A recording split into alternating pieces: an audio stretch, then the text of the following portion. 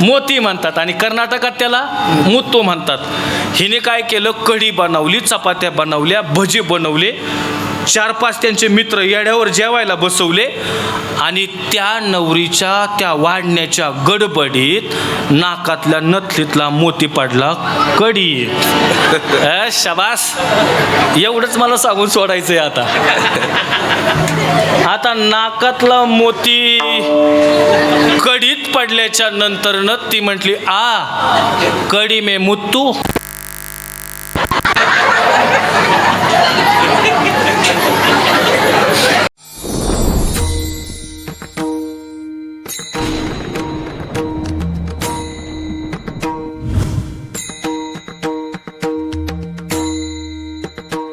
महाराज म्हणतात नाही, ऐकले नाही, गायले नाही, संतांची सेवा केली नाही, यांनी आयुष्यात काय केलं असेल तर फक्त परनिंदा करण्याचं काम केलंय.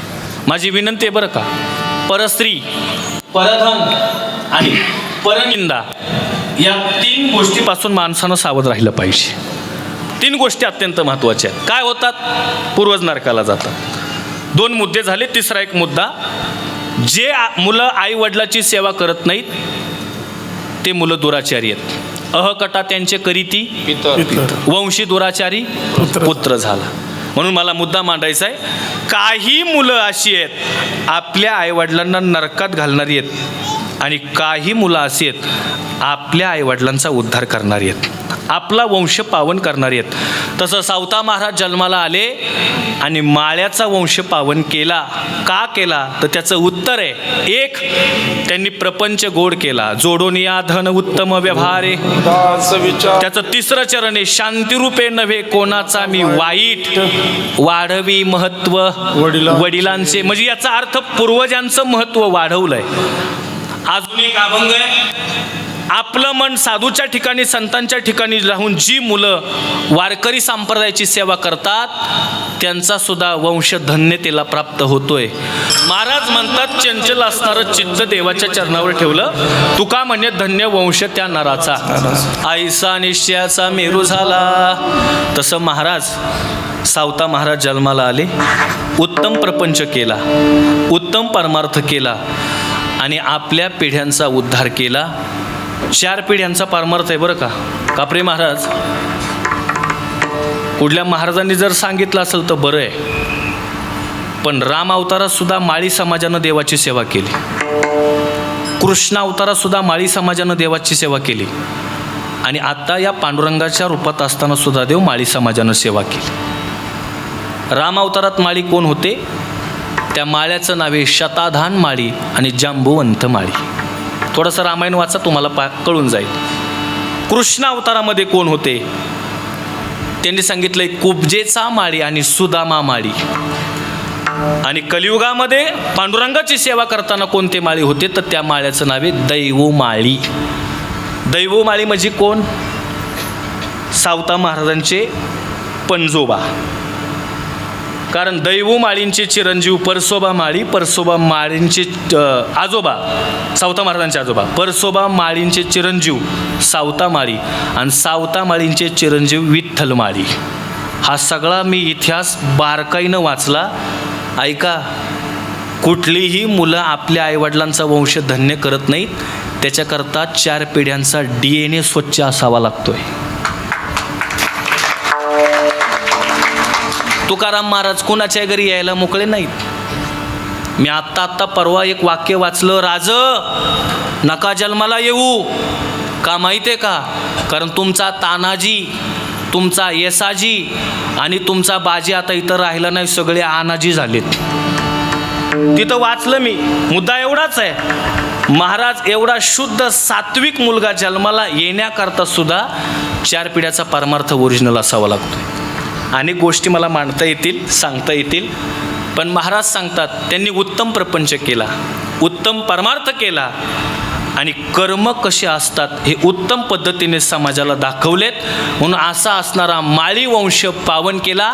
अभंगाचं पहिलं चरण, माळियाचे वंशी सावता जन्म, पावन तो केला वंश. त्याचा वंश पावन कशामुळं झाला याचा एकच मुद्दा सांगायचा आणि कीर्तन सोडायचं आहे. शेतीमध्ये प्रामाणिक कष्ट करणारे सावता महाराज, कोण सावता महाराज? प्रेमाचा सागर, भक्तीचा जागर आणि कष्टाचा आगर म्हणजे श्री संत सावता महाराज आहेत. सावता महाराज ही व्यक्ती अशी आहे, मी गेल्या वर्षी मला वाटतं वाक्य बोललो होतो, विज्ञानानं संशोधन लावलंय झाडात जीव आहे, पण माझ्या महाराज सावता महाराजाचं संशोधन आहे झाडात जीव नाही तर झाडात देव आहे. हे संत श्रेष्ठ सावता महाराज आहेत. त्यांची चिमुकली मुलगी नागूताई, नाव काय तिचं? नागूताई. नागूताई म्हणते, बाबा तुम्ही आयुष्यभर शेती करताय, कधीतरी आपण पांडुरंगाला भेटायला जाऊ ना. नागू, पांडुरंगाला भेटायला जायची गरज नाही. पांडुरंग आपल्या घरी आहे, आपल्या जवळ आहे, फक्त कळायला पाहिजे. बघा बरं का, ती मुलगी चिमुकली, बाबा त्या पांडुरंगाला जर भेटायला जमत नसेल तर आपल्या मळ्यातले काय थोडेसे कांदा मुळा द्यायचे का त्या पांडुरंगाला? म्हटले तू देत असतील तर वारकऱ्यांजवळ दे. दादा गंमत अशी बरं का, ते वारकरी निघाले आणि दुर्दैव ह्या गोष्टीचं वारकऱ्यांनी ते स्वीकारलं नाही. हे म्हटले तुझं हे कांदा मुळा भाजी ते काय घेणार आहेत का? म्हटले ते देऊ नको आमच्याजवळ. नागूताई छोट्याच होत्या, पण जाता जाता वारकऱ्यांना बोलल्या, माझा हा प्रसाद जर तुम्ही पांडुरंगाला देत नसताल तर पंढरपुरात तुम्हाला पांडुरंगाचं दर्शनच होणार नाही. काय ताकद आहे महाराज या बोलण्यामध्ये. आणि प्रामाणिकपणानं कष्ट करत असताना ते सावता महाराज जाईला पाणी घालतायत, जुईला पाणी घालतायत. त्यावेळेस नागूताई म्हणते, बाबा लहान लहान रोपांना तुम्ही पाणी घालताय, जे बांधावर निरी गेले आहेत, बाबळी आहेत, त्यांना तुम्ही पाणी का घालत नाहीत? बाबा काय म्हणतात माहिती आहे? बाळ, ज्या वनस्पती मोठ्या आहेत ना त्यांची मुळं जमिनीमध्ये खोल गेलेली असतात, ती पाणी शोषून घेतात. हे लहान लहान रोप आहेत ना, यांना नाही शोषता येते आणि ते शोषण नाही होत, म्हणून त्यांना पाणी घातलं पाहिजे. बाबा माझ्यापेक्षा जास्त जीव तुमचा या वृक्षांवर आहे, जाईवर आहे, जुईवर आहे, मग माझं नाव तुम्ही जाई जुई का नाही ठेवलं? काय संवाद साधलाय राव. आम्ही कधीतरी संतांची चरित्र जवळनं जाणली पाहिजे. आणि मग ते सावता महाराजांच्या पत्नीनं संवाद ऐकला, बाळ तुझं नाव ते ठेवलं असतं, पण काय करायचं, तुझ्या आजीचं नाव नांगिता ताई असल्यामुळं तुझं नाव नागू ठेवलं. आई, ही बाबा साधना करतात, उपासना करतात, देव त्यांच्याकडे येईल का ग? आणि सारखं ते नामचिंतन करतात. पावन तो केला वंश त्याचा, हे सांगण्याच्या मागचं कारण एकच आहे, त्यांनी शेती करताना साधना काय केली असेल तर त्याचं नाव आहे फक्त भगवान परमात्म्याचं नामचिंतन. तुम्ही म्हणसाल महाराज कसं काय? त्याचं उत्तर मी देतोय. नामधारक निका, नामधारक निका, खुरपू लागे देखा देव त्यासी. आणि आपल्या अभंगाचं दुसरं चरण बी तेच आहे, खुरपू लागे धावणी त्याचे मागे, खुरपू लागे मागे, खुरपू लागे अंगी. काय झालंय माहिती आहे का, ही प्रमाणच नवीन आहेत, त्याच्यामुळं ऐकताना थोडं मागं पुढं होत आहे. पण एक मुद्दा आहे, नामधारक निका सांगत असताना तुकोबारायांचे त्यांचं बोलणं सेमच येतं बरं का. माऊली, काळाचा फरक बघा किती आहे. ते म्हणतात नामधारक निका, आणि तुकोबारे सुद्धा म्हणतात आम्ही नामाचे धारक, म्हणजे शब्द एकच. म्हणून एक वाक्य फार गोड आहे, संतांचा येण्याचा कालावधी जरी मागं पुढं असला तरी विचार एकच, त्याच्यात बदल नाही. आता आपलं बोलायला नको, आपले एवढे विभिन्न विचार आहेत की काय बोलायलाच नको त्याच्यावर. इतके विभिन्न विचार आहेत म्हणजे, आणि विभिन्न विचाराची लोकं भेटली ना दादा कधीच व्यवस्थित चालत नाही. विभिन्न विचाराची लोकं भेटली की सप्त्यात वाटोळं होतंय, विभिन्न विचाराची लोकं भेटली की प्रत्येक ठिकाणी वाटोळच होतंय. कशावरनं तुम्हाला मी उदाहरण देतो. आमचे गुरुजी लय गोड सांगतात. कॉलेज होतं आणि कॉलेजमध्ये सगळ्या प्रांतातली लोकं होती. त्या कॉलेजमध्ये एक कानडी मुलगी मराठी मुलांनी पटवली. तेवढ्या बाबतीत आपला नाद नाही करायचा. लय मोकळ्या मनाने असतात रावी लोक. कानडी मुलगी मराठी मुलानं पटवली, लग्न केलं आणि तिला घेऊन आले. पण कानडी कळाली पाहिजे ना ह्याला. आता त्यात गंमत अशी, एक तर त्याचं होत नव्हतं आणि पटकेनी झालं. आता सध्या माऊली मी कीर्तनाला गेलो तर लोक मला विचारित नाहीत अभंग कोणता घेणार आहेत. मला विचारतात, महाराज तुम्ही 2-4 गावं जास्त फिरताय आमच्यापेक्षा, मग काय तेवढं आमच्या पोराचं बघा ना कुठंतरी. काय परिस्थिती आली. आता बरं झालं आहे माझं, नाही तर 2 वर्षापूर्वी माझ्या होतं लई मोठी गदा आली होती. कीर्तन झालं प्रसाद महाराज, एक जण जवळ आला, म्हटला महाराज काय तेवढं माझ्या मुलाचं बघा कुठं काय होतंय का. अरे म्हटलं मीच तसा फिरतोय, तुझ्याला कुठं बघू म्हटलं. परिस्थितीच होती तशी. आता सध्या मोहन महाराज चांगलं चाललंय बरं माझं, एकदम आनंदी आनंद. आता त्याचं कुठं होत नव्हतं, पण झाल्याच्या नंतर त्याचे मित्र काय म्हटले, अरे कर्नाटकावरनं वहिनी आणलीस, कमीत कमी नाही बाबा आम्हाला लग्नाला बोलवलंस, पण कमीत कमी घरी जेवणाला तरी बोलव की. आता आबा गंमत अशी, विभिन्न विचाराचे लोक मिळाल्यावर कशी गदारोळ होते, कशी गांगशा होते हा मी सांगतोय. महाराज गंमत अशी झाली, आता ती नवीन नवरी पायात जोडवं, नाकात नथीमध्ये खडा, त्याला आपल्याकडे मोती म्हणतात आणि कर्नाटकात त्याला मुत्तू म्हणतात. काय म्हणतात? मुत्तू म्हणतात. आपल्याकडे काय म्हणतात? मोती म्हणतात. आणि कर्नाटकात त्याला मुत्तू म्हणतात. हिने काय केलं, कढी बनवली, चपात्या बनवल्या, भजी बनवले, 4-5 त्यांचे मित्र येड्यावर जेवायला बसवले आणि त्या नवरीच्या त्या वाढण्याच्या गडबडीत नाकातल्या नथलीतला मोती पडला कढी. शाबास, एवढंच मला सांगून सोडायचंय. आता नाकातला मोती कढीत पडल्याच्या नंतरनं ती म्हटली, कढी में मुत्तू.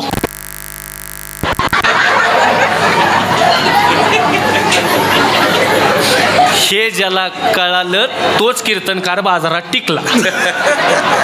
जगन भारत कसं काय, मी बी ऐकलं, मित्रांनी ऐकलं, म्हटलं ही चव घालवायची कामं करायला लागली. पण तो हुशार होता, त्याने ऐकून न ऐकल्यागत केलं.